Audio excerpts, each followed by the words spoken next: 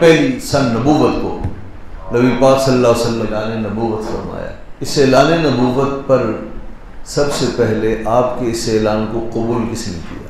عورتوں میں حضرت خدیجہ، لڑکوں میں حضرت مولا علی، غلاموں میں زید بن حارثہ، آزاد مردوں میں حضرت ابوبکر صدیق رضی اللہ عنہ۔ حضرت مخدوم محمد ہاشم ٹھٹھے بھی نے کہا کہ یہ بات تو درست ہے کہ عورتوں میں فلاں، مردوں میں فلاں، اور لڑکوں میں فلاں، اور غلاموں میں فلاں، یہ ٹھیک ہے، لیکن اول الاسلام، ان سب میں اول الاسلام کون ہے؟ ان چاروں میں کسی کا تو اسلام پہلے ہوگا نا، تو اس پر سب کا اتفاق ہے کہ سب سے پہلے ایمان ہماری ماں حضرت خدیجہ الکبریٰ نے قبول فرمایا۔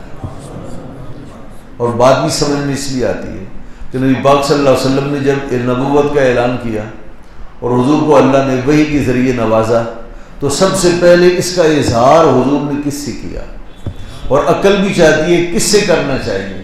بیوی سے کرنا چاہیے، اور حدیث میں بھی ذکر آیا کہ نبی پاک صلی اللہ علیہ وسلم نے یہ معاملہ حضرت خدیجہ الکبریٰ کو سنایا، اور حضرت خدیجہ الکبریٰ نے آگے بڑھ کر حضور کے لیے ڈھارس باندھی اور کہا کلا واللہ لا یخزیک اللہ ابدا انک لتصل الرحم وتحمل الکلا وتقسم المعدوم وتقری الضیف وتعین علی نوائب الحق۔ یہ حضرت خدیجہ الکبریٰ نے بھرپور الفاظ سے نبی پاک صلی اللہ علیہ وسلم کے دل مبارک کو تسکین بخشی۔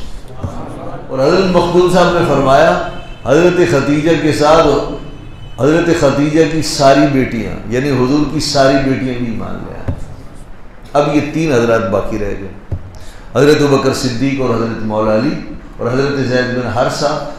مخدوم محمد ہاشم ٹھٹھی نے فرمایا علماء میں مشہور یہ ہے کہ ابوبکر صدیق ان تینوں میں سب سے پہلے مسلمان ہوئے۔ اور میں ایک روایت یہ ہے کہ رسول اللہ صلی اللہ علیہ وسلم نے پیر کے دن اعلان نبوت صبح کو فرمائی، ابوبکر صدیق شام سے پہلے ایمان لے آئے، اور حضرت مولا کائنات مولا علی منگل کو ایمان لائے۔ ایک روایت یہ ہے، مشہور یہ ہے، لیکن کچھ لوگوں نے کہا کہ حضرت علی پہلے ایمان لے کر آئے، اور اس کی وجہ شاید یہی ہے کہ وہ بھی گھر کے افراد میں سے تھے، حضرت زید بھی گھر کے افراد میں سے تھے۔ بہرحال یہ میں نے آپ کو تفصیل اس لیے بتائی کہ ایک نئی بات تھی، ورنہ یہ صحابہ ہے ہمارے سر کی آنکھوں کے تاج ہیں، جس نے ایمان قبول کیا نبی پاک صلی اللہ تعالیٰ علیہ وسلم پر، اس نے اپنی دنیا اور آخرت کو سنوار لیا۔